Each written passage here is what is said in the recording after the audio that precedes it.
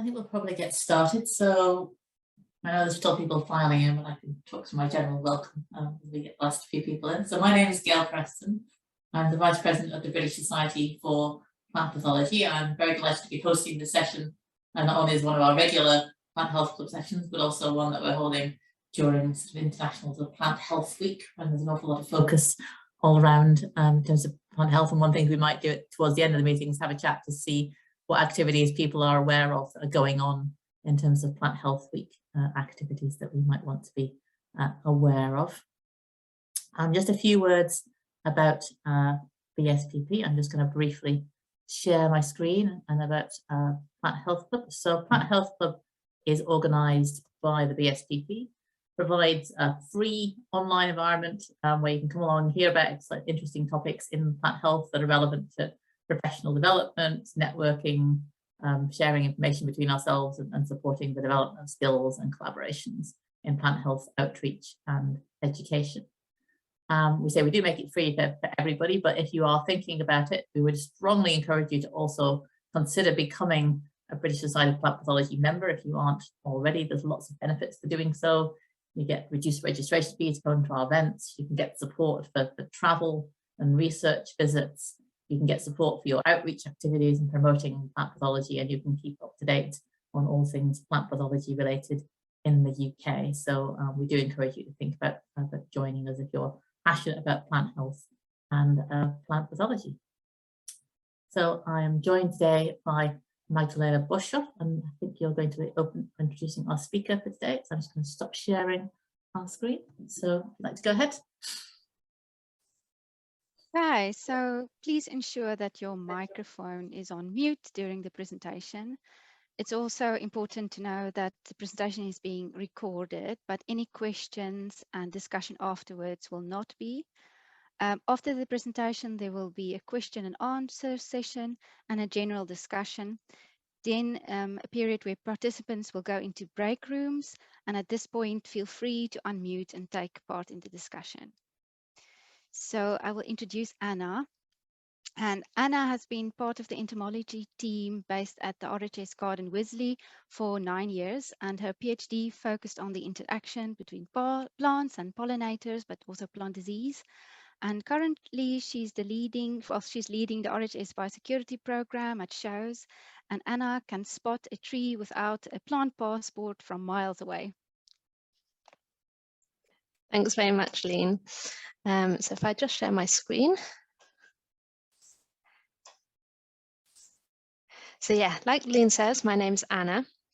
And I work for the RHS in the plant health team. And I'd like to take you through today some of the the program that we have for the RHS flower shows and about how we keep them sort of as biosecure as we can. So firstly, many of you may not have been to an RHS flower show before, but they're big scale events. So we've got 3 large RHS shows. The most sort of high profile one, I guess famous one internationally, is RHS Chelsea. But then we've also got RHS Hampton, which is the largest annual flower show in the world, and also RHS Tatton Park, plus Malvern Spring Festival, which is done in collaboration with the 3 Counties Showground. And then we also hold flower shows in our gardens. So RHS has gardens across the country, and we invite in nurseries and visitors to sort of get together there for shows within the gardens. So to give you a bit of an idea of scale, into a show, well, for example, Chelsea takes more than 15 months planning, probably all in all. And it starts off with a small team, mainly RHS based team. But by the sort of last month, which is when the show build gets underway, there's 800 people or more on site building Chelsea Flower Show within a month. To give you an idea of scale, Chelsea, which is one of the smaller ones based on footprint, is 23 acres big, and there's over 500 exhibitors and gardens, and within the Great Pavilion, which is like the floor marquee, there's over 100 exhibitors, which tend to be nurseries that come along. And we have a good relationship with the BBC, especially for Chelsea. And so the coverage of Chelsea alone on BBC is over 11 hours over the course of sort of a week or two. So I've now got to give you an idea of the sort of the scale and what goes into it. I've now got a video which shows Chelsea Flower Show from sort of the beginning to the opening. Here we go, hopefully this works.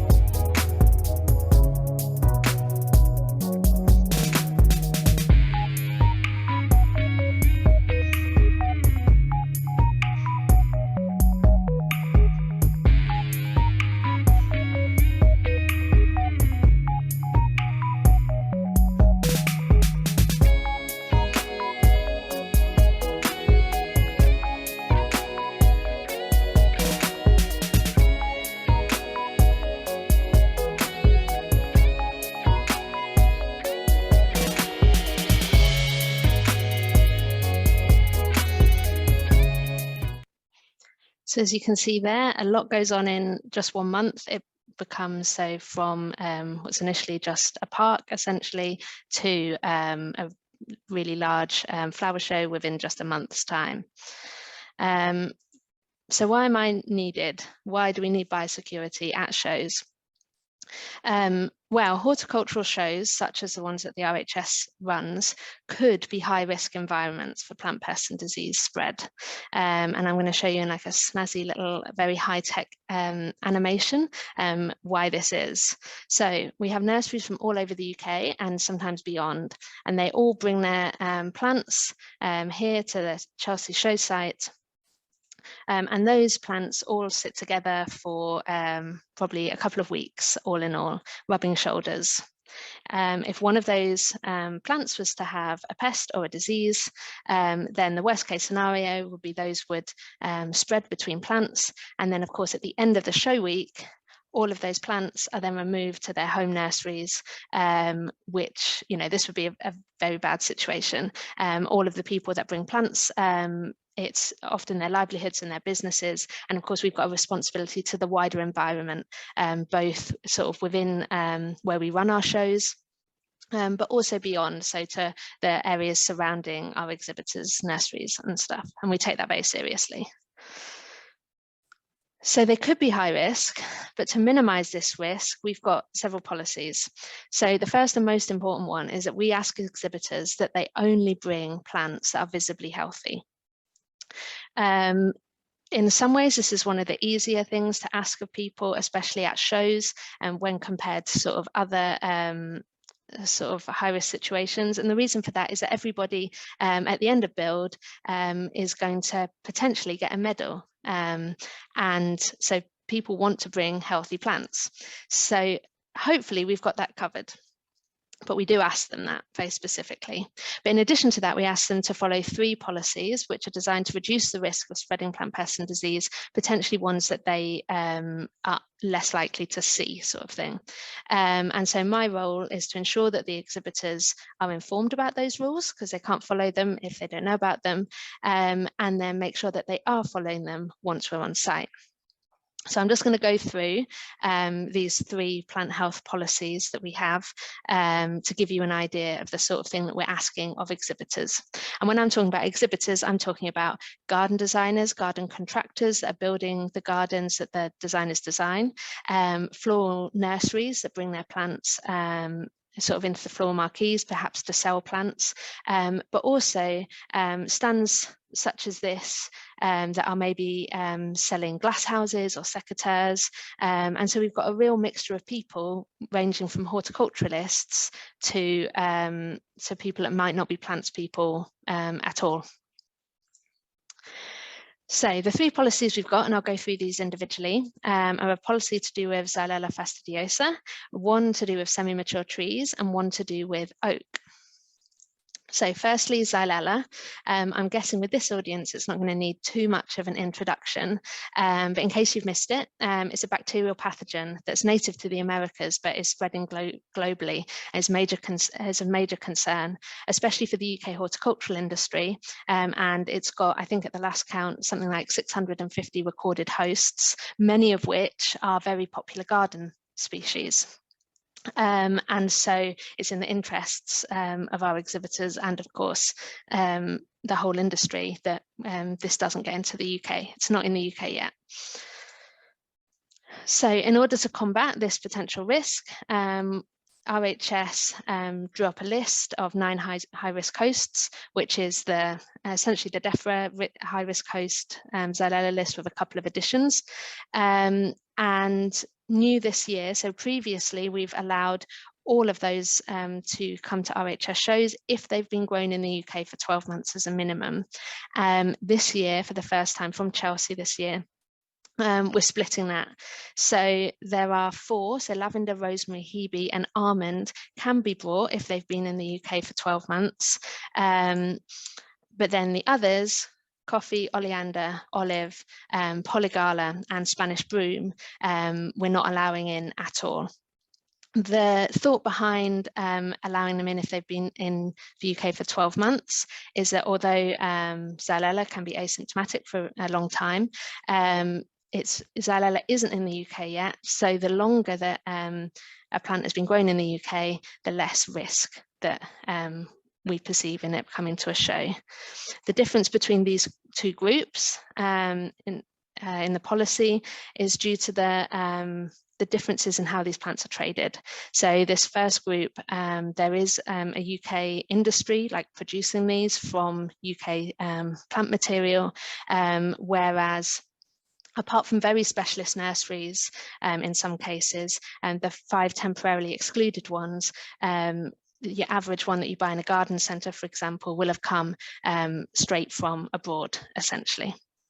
So that's the reason for the differences. Our second policy we have is a semi-mature tree policy. And as again, this audience is probably aware, basically the larger a tree is when it's brought to the UK, sort of the riskier it is from a plant health perspective. A few reasons for that. Firstly, just practically, they're tall. They're too tall for us to inspect thoroughly. We're, I would say, an average heighted team, average to short team, but even with a ladder or a cherry picker, these become tricky to inspect. So even if we inspect them, it's hard to guarantee that they're safe. Also, the larger a tree gets, the more suitable it is for many pests and diseases. So for example, the longhorn beetles that we're really worried about arriving in the UK have a minimum trunk size that they will lay their eggs in. And perhaps most importantly, the larger the tree, the larger the root ball that it comes in. And of course, within that root ball is soil, and that's a whole ecosystem that has been brought from somewhere else into the UK and into our flower shows. And because we can't check that, we can't check through those root balls, we basically require, and this is the policy, the plants either to be UK grown, or we appreciate because, you know, for horticultural merit, people want interesting specimens, large specimens, which often they can only find elsewhere. If they are going to be imported, they have to have been held and monitored in the UK for at least 3 months prior to their use in a show. And essentially the reason for this, and that's active growing 3 months. The reason for that is because if there are sort of anything pathogenic in the soil, we would hope that we'd start to see some sort of signs on it in the foliage at that point in the growth of the tree. We also ask all designers and nursery people and trade stands to declare to us the list of trees that they will be bringing, and that means that I can look through and we can go and visit any that we think are particularly risky. The third policy we have is the oak processionary moth policy, or Quercus policy, oak policy. And as you may know, oak processionary moth is a pest of oak trees, which has invaded London and the surrounding areas.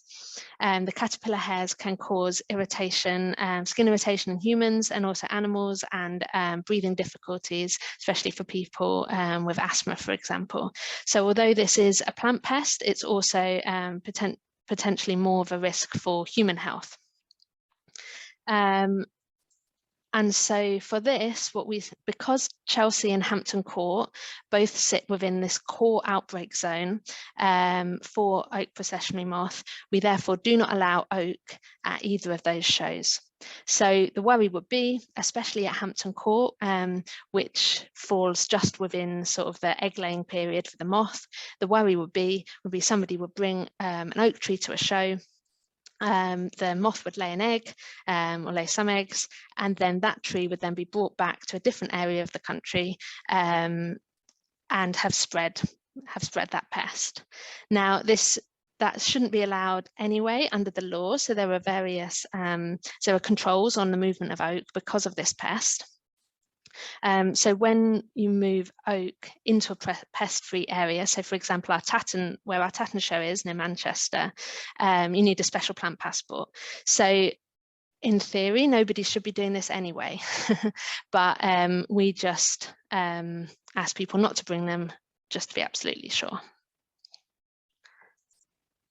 I mentioned that we have shows at gardens as well as the larger shows sort of out of RHS land, and we've got a different set of policies for this. Well, it's essentially the same policies but some extra ones, and the reason for that is because at the RHS gardens we've got plant collections that are sort of precious to us but also to horticulture generally, that we need to protect. So we've got some additional policies. For example, fuchsia is not allowed to be brought to any of our garden events because of the risk of the spread of fuchsia gall mite.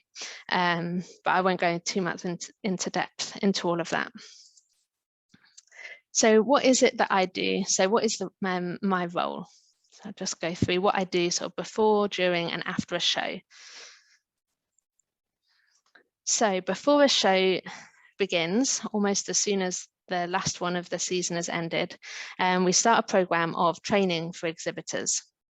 So like I said before, people can't follow the rules if they don't know what they are. So we run training sessions for all those separate groups that I mentioned, so designers, trade stands, floor marquee exhibitors. And we also produce resources for those exhibitors. So for example, we spend a lot of time reading plant health regulations, because we of course ask people that they need to follow the UK-wide GB plant legislation anyway. So we spend a lot of time reading that and then sort of trying to communicate that in a way that's sort of more easy to digest. We write up all the policies in like the manual that all exhibitors get, and also documents such as this, which are called the high-risk host document, where we list basically all the plants that have that are associated, that within reason, associated with high-risk pests and disease, which hopefully is a good resource for exhibitors. So when they're thinking about what to put in their garden at a show, they can check with that and at least be more informed about, if they're going to a supplier, for example, what to ask about and what to be on the lookout for when they're purchasing plants. I also spend a lot of time answering exhibitors' questions via phone and email before the show. So after lots of months of sort of running the training sessions and like trying to be a friendly face, to sort of be an interface between plant health and the exhibitors, I invite them to ask any questions that they have. And I also spend time risk assessing the show gardens that are going to be there. So this is a large job. I'm just sort of finishing it for Chelsea this year, which I'll go on build in 2 weeks' time, no, next week. And basically they have to submit, all the garden designers have to submit a plant list for their garden, and I will go through and I'll see what high risk pests are associated with the plants that they produce. There's more than 30 gardens this year, so big job, and based on that I choose which ones we're going to go and visit, because we can't go and visit all of them. So we do a risk-based like audit almost. So yeah, this is why we're on the showground. We inspect, inspect, inspect. So this will be a case of checking that those show gardens that we've selected for audit, going through their plants really carefully, but also just spending a lot of time walking round and round and round and round the showground, sort of checking that all these policies are being followed. As you can imagine, it's like a high stress situation for the exhibitors, and in an ideal world, what would happen is as plants came off the back of a van ready to be put in a garden or on a trade stand, we would be there at that point to check that they're all sort of compliant before they're ready, before they're planted. The issue is that happens mostly at the same time for everybody. So what that means is sometimes we find plants are non-compliant after they've been put in to a display. And so this means that we sometimes have to have difficult conversations with plants that have to be removed. And I say sometimes difficult on this slide because actually, although that sounds like quite maybe a frightening prospect, people seem to be more okay about it than you'd think. I think part of this is that during a show build, there'll be problems that they're facing sort of every day, and they're just in a mindset of, okay, right, that's unexpected, but next thing, we'll sort it out. So people tend to often just take it in their stride, which is very good. We're always very apologetic. And also because I spent a lot of time doing training with them, quite often sort of the answer is, oh yeah, well, it's a fair cop. Actually, I do remember that. Oh yeah, I was at that training. Now you mention it, I do remember. So there's a bit of that. All these three pictures show examples of, well, these two bottom ones show pictures of a trade stand and a floristry exhibit where lavender was being used, which hadn't been in the UK for 12 months, and therefore we had to ask them to remove it. But we try and work in partnership with the exhibitors. So for example, here we've suggested plants, so Nepeta in this case, which has the same sort of feel to lavender and still looks good at that time of the year. And they've gone and replaced it, and it still looks great. So normally things are fine. This is when an exhibitor brought oaks to Hampton Court, and so the ones under the black bags are oak trees, which, because of the risk of oak processionary moth, we then would bag them there, and then we'll ask the exhibitors to remove them. So another thing we do during show week is chasing exhibitors for paperwork. So this means coming back from a long day on site and sort of sending a lot of emails. This is after inspections at Hampton were completed, planning my next move, but still celebrating while still sending a lot of emails at my desk. And then post show, as well as still chasing that paperwork from exhibitors that maybe had it but didn't have it on site. There are various other things. So like one of the things we use to risk assess gardens, as well as the plant species that are there, is where is that garden going? There's big pressure, rightly so, because of sustainability concerns, that the gardens are relocated, or the plants are relocated to other places where they can be used and appreciated, so it's not, you know, wasted plants. But of course that creates another plant health issue, and so, for example, this garden at Tatton Park was sent to our new garden at Bridgewater, but without good management, these end up sitting in a reception facility, not being able to be released because maybe they don't have the right paperwork. So it's all about trying to sort of streamline this sort of process and make sure that as much as possible the gardens are as sustainable as they can be, the plants are reused, but also we're not creating another risk for ourselves down the line. And then, of course, there's a chance at this point to review the policies. So are the policies right? Did they work? And is there anything we need to do differently for next year? So I said that that Xylella policy was new, ready for Chelsea this year. And so that's a process that we've just gone through with that Xylella policy. And then after that, it's immediately time to start prepping for the next show season, really. Well, the next show, if we're still at the beginning or the middle of the season, or the following year. So each year there are new exhibitors. So even if I've told the exhibitors things 100 times, there are people that will never have heard it before. So it's running those training sessions again, and also new information to communicate to those that have exhibited before. And that can be a tricky group to reach because they're old hands. They think they know what they're doing, but of course we keep throwing new stuff at them to learn. So with that, I'd like to invite any questions. I've got some discussion questions here, but firstly, if anybody has any questions for me, I'll be more than happy to answer. Thanks very much. Great, thank you very much, Hannah.